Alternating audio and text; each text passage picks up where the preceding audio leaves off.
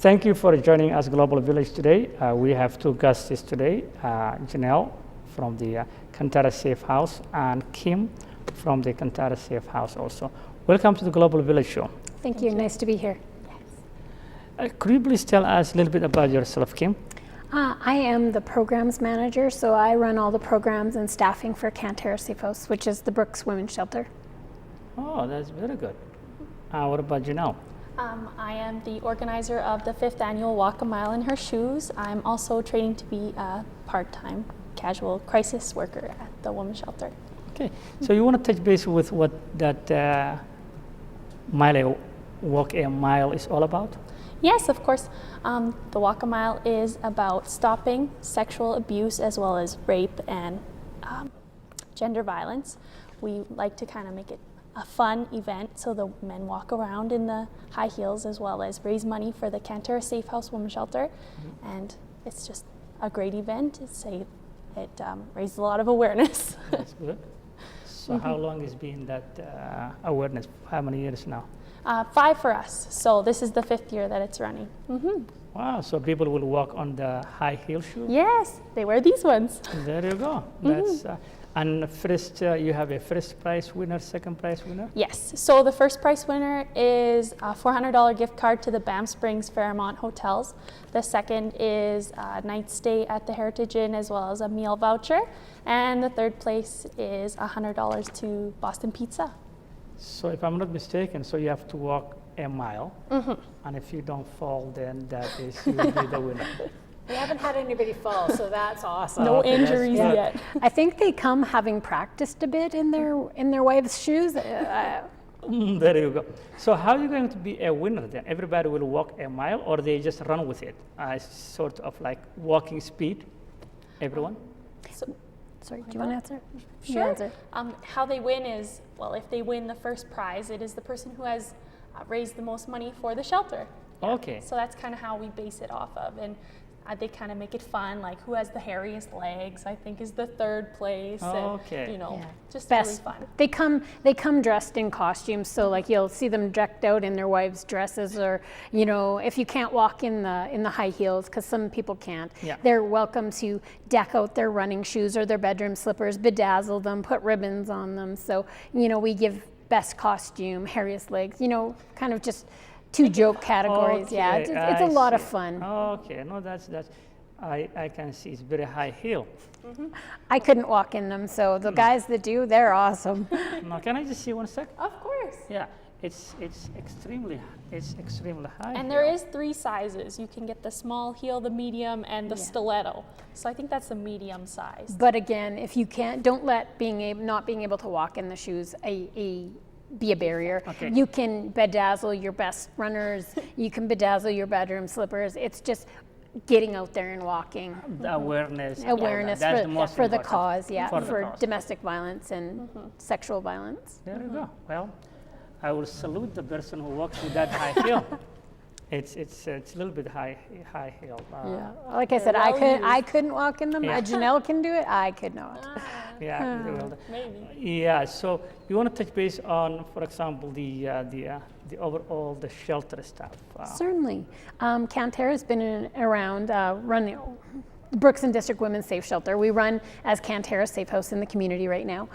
We've been around for several years. We are a 10-bed emergency crisis shelter, so we provide emergency housing for women and children that are fleeing domestic violence. And we also help out some other women and stuff like that as well. But we also provide services in the community to men where we can't obviously house them in our shelter building right now, but if we do have men fleeing from domestic violence, we can provide outreach supports, and if necessarily, we can put them up in the community as well, or refer them on to other shelters that do have dedicated crisis beds for men fleeing violence. So we like to help out the whole family. Wow, that's good. So what is the capacity then? Right now, we can run 10 beds that the Alberta and Children and Youth Services funds us for. Sometimes we can go over that, but if we need to for a night or two until we can make other arrangements. But as a general rule, we can run up to 10 people in our crisis facility at this point in time. So are we talking about single women or with their kids? Women with kids, 10 total capacity. Our space right now, as you might know, is very small. That's why we are getting ready to, we have just broken ground on our new facility, which will have more beds. I'm not totally sure about our final bed numbers yet because we're just in the process right now, but we'll, I think, up to 15 or 17 beds by the time we're done. So really excited. A little bit of longer stay space. Right now we run on an emergency basis, which is up to 21 days.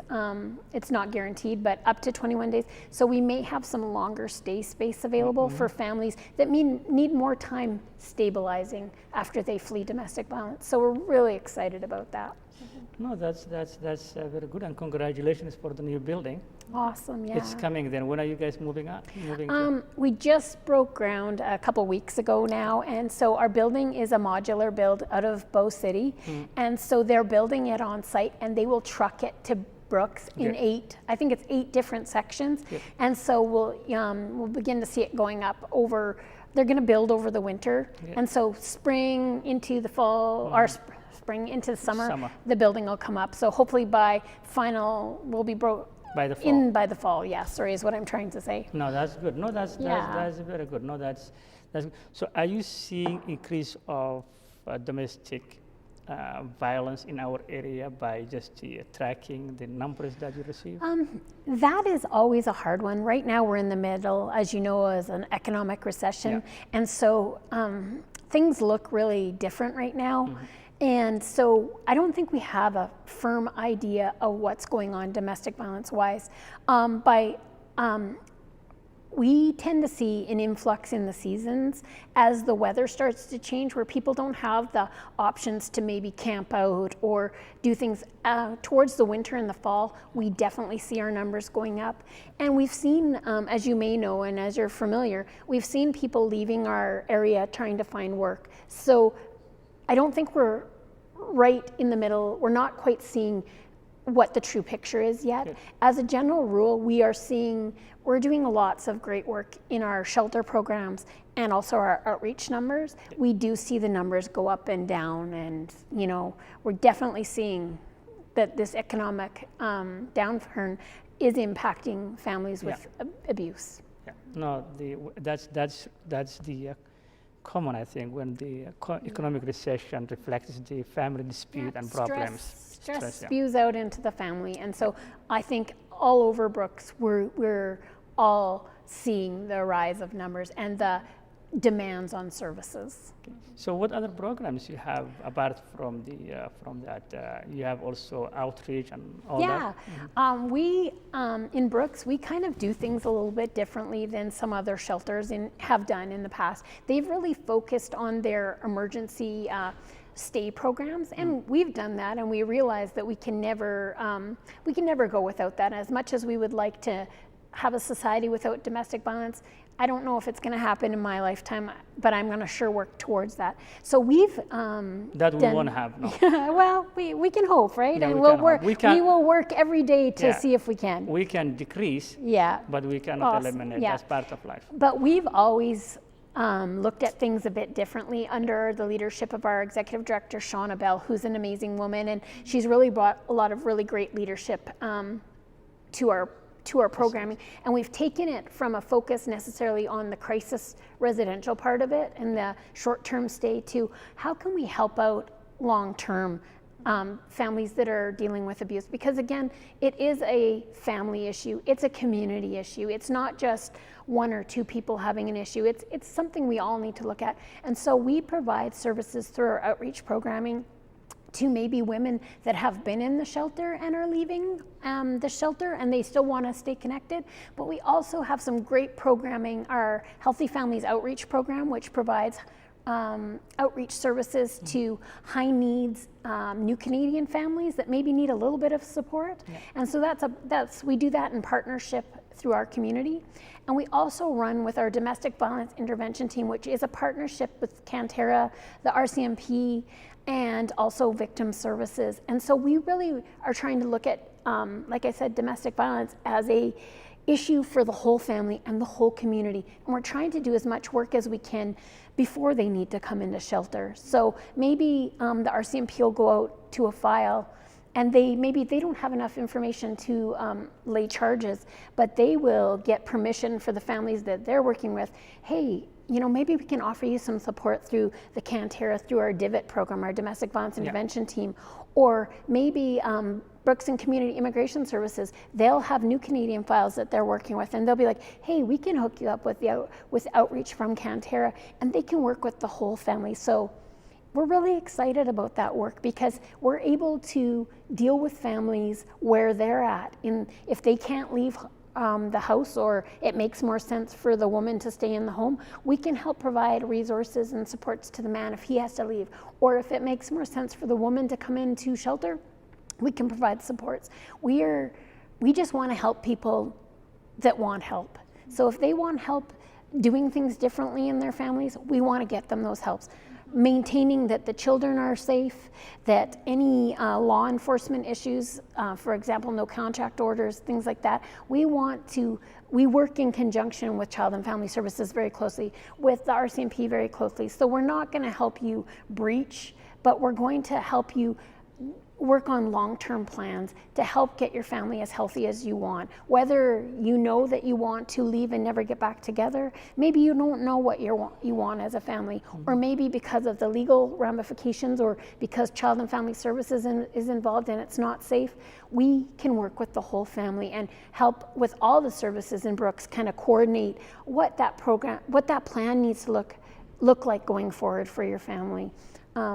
We are pro-family. We don't want to split up families. We are not more for the woman or the man. We recognize domestic violence as a family and a community issue. And so again, we want to make sure that everyone is safe while that happens. So whether you need some supports and you have to leave the house for a bit, we want the best plan for the safest outcome for your family, which I think makes us all win.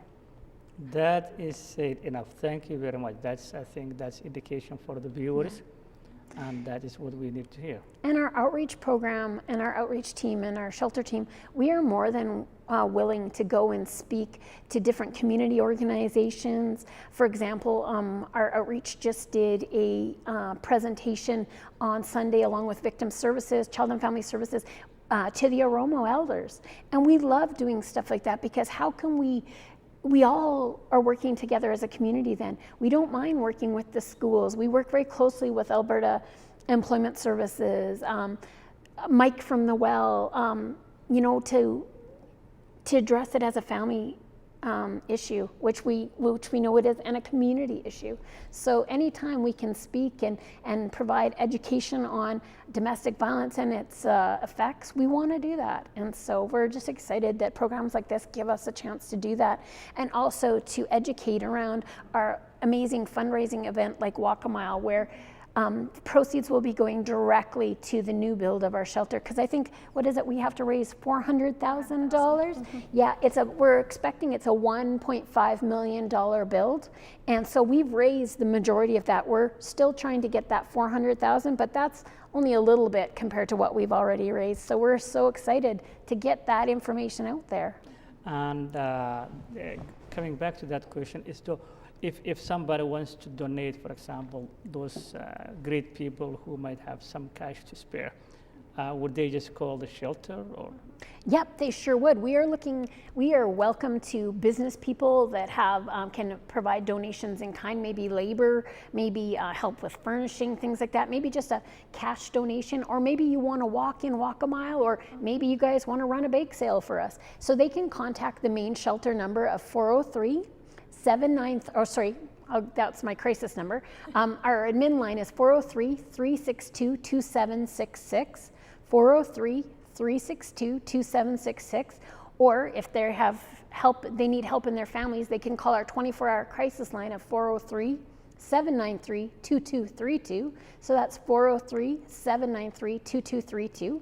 Or if they just want to connect up with Janelle about our Walk a Mile, Janelle, you can give out your information. Sure, you could call me at 403-501-4322.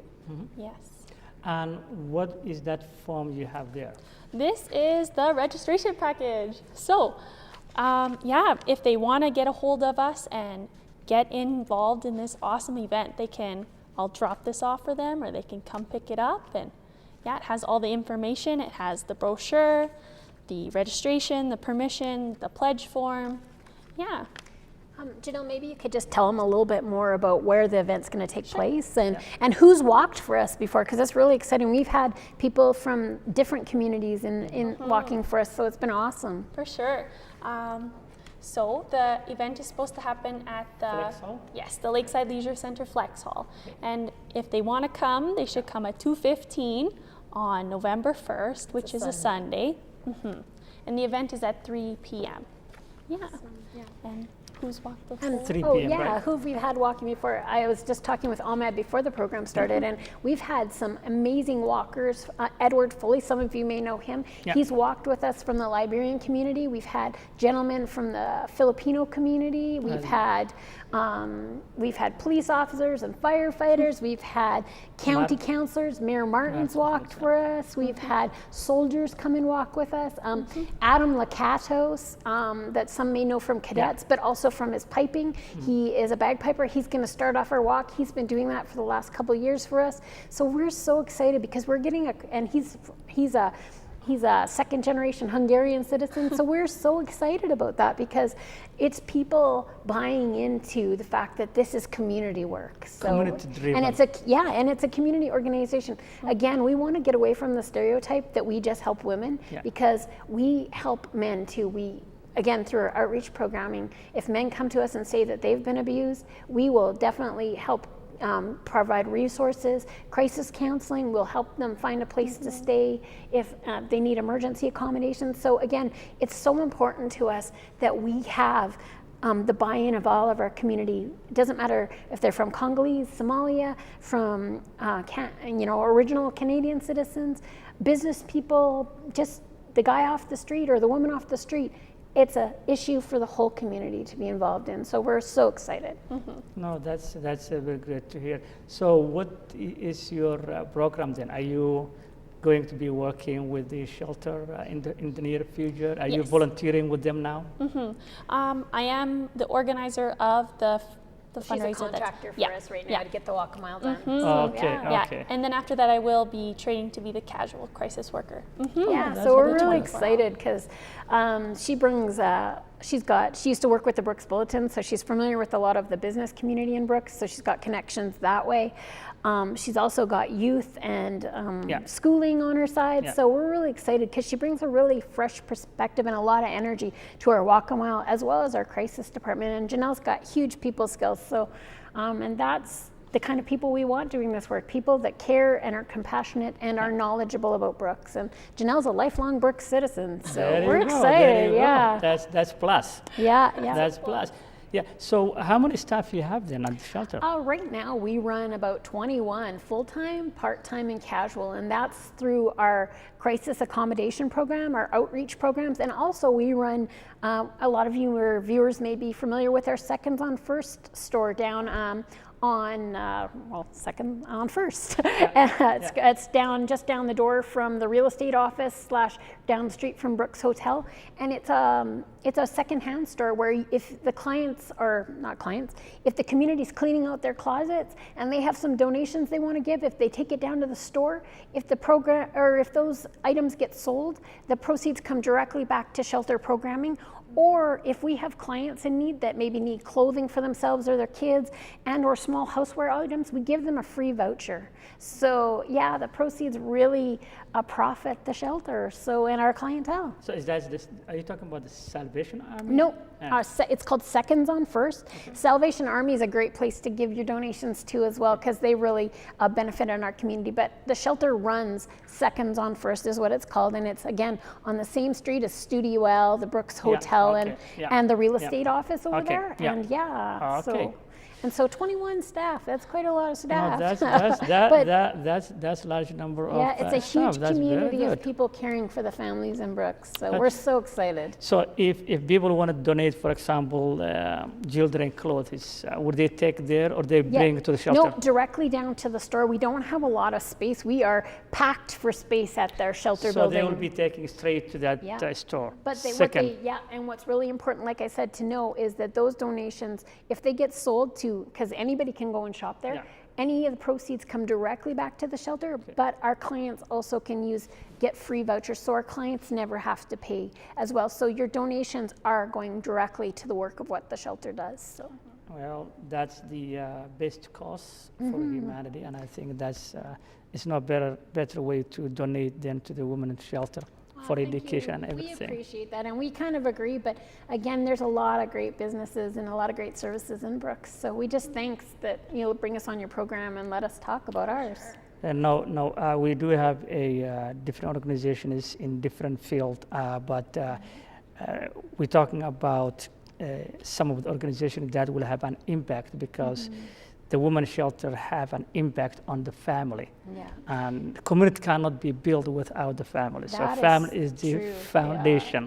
Yeah, and part of the thing is, I've been in Brooks since 2001, and Brooks is such an amazing community, as you know, to live and to do business in. And the reason that we can do such great work as a women's shelter is because we have great organizations and great people in our community that impact. We have great new Canadian families. We have great newcomer organizations. We have Alberta Child and Family Services and Victim Services, RCMP, they all believe in the work of building a strong, healthy family. And that's what makes it so great for us and easy almost for us to do the work that we do, because we have such an amazing community around us. That's why we are a healthy and vibrant community. Yeah, very much so. And so are you from here or you've been coming from different provinces? I'm from BC originally, born and raised, and like I said, I've been here since 2001, I believe, October 13th of 2001, and so have been doing work in this community since then. And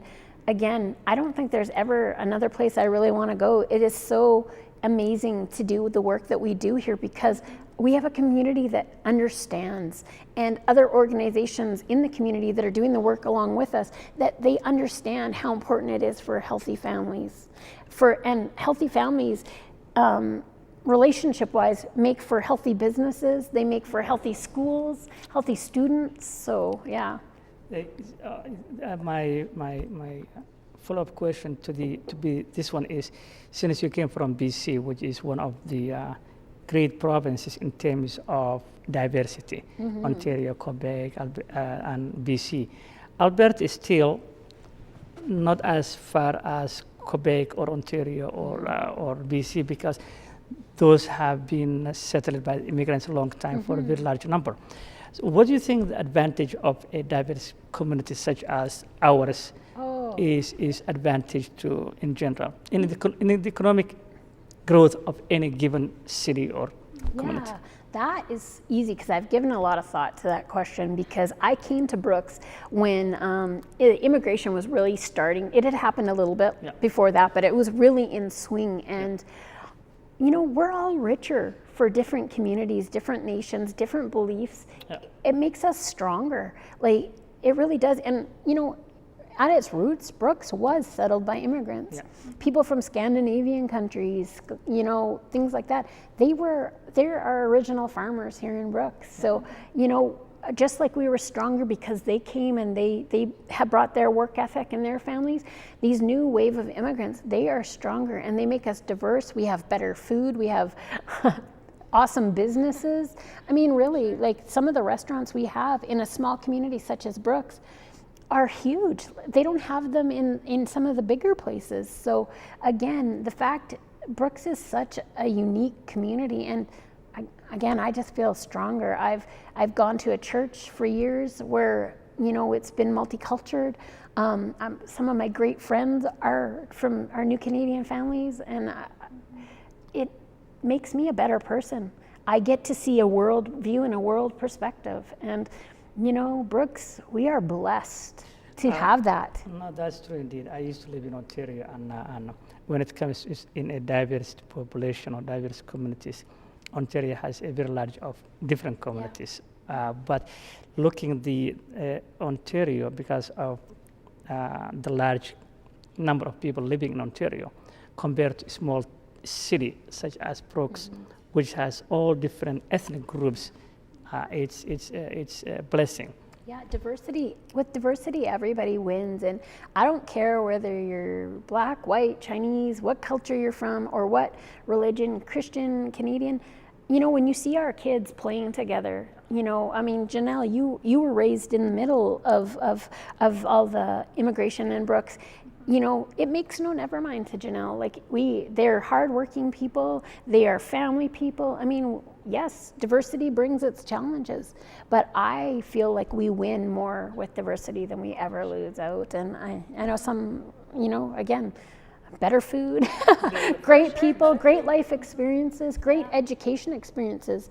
You know, maybe people don't have, languages experiences. Like, I think we're better off as a community. For sure. Yeah, young generation is such as Janelle group and all that, and younger than her, I think, will probably adapt far more easier than the older generation. Yeah, and again, I think that we cannot ever underestimate the amount of the welcoming hands that have been in Brooks. I know that, you know, again, whenever growth happens, it can be a bit uncomfortable, but I have seen people welcoming and opening their doors. And, you know, it started with, started with global immigration. It's carried on to Brooks and County immigration.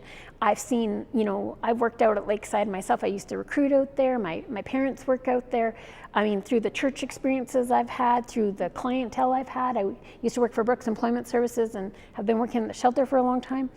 Again, you know, the community of Brooks, by and large, again, has been welcoming, I think. And again, it is growing, and it you know, there are challenges. And I think Brooks grew very fast, you know, very quickly. I don't think anybody was, you know, immigration, I don't think anybody was really ready for it. But by and large, the fabric of our city and what makes it great has been the people of Brooks being welcoming. And I think we don't ever take enough praise and pat our backs enough to say, you know what, again, yes, we have issues. Any community would have issues, but we have people that have been welcoming, understanding, and realize that more people, more groups bring value to us all. No, I think you have said you hit the nail on the head. And I think this nation was built by immigrants. And the nation will need more immigrants to come to be a very success in the near future with economic through the global. But we appreciate you coming to a global village, and you guys are doing a fantastic job, especially when it comes to family issues. And Awesome. Anything that we can be able to help, just give us a call, and we will definitely be able to help. I just wanted to add, if we have 2 seconds, Sure. to say that we can offer our services. We have access to telephone translation 24 hours a day, 7 days a week. So we can provide services in pretty much any language, 24 hours a day for all of our programming, and we're very proud of that. So again, we are that's kind of one of the ways we've tried to address the diversity of Brooks, because we can't always have a friend come and translate for us. So we do have access to translation services 24 hours a day, 7 days a week. And the number to reach is? Again, for our crisis line, 24 hours a day is 793-2232. 793-2232. Janelle, we hope the program you have on November 1st, Sunday, will be a very successful one. And again, thank you both of you coming to Global Village, and we are very honored to have you, and we will have you next time. Awesome. Thank you very much. We're honored to be here. Thank you so much. Thank you very much. Thank you very much for coming. This is the end of Global Village for today, and this is where the East meets with the West. So if you have any questions or any inquiries, please don't hesitate to send us an email. Until then, take care, God bless you, and have a great day.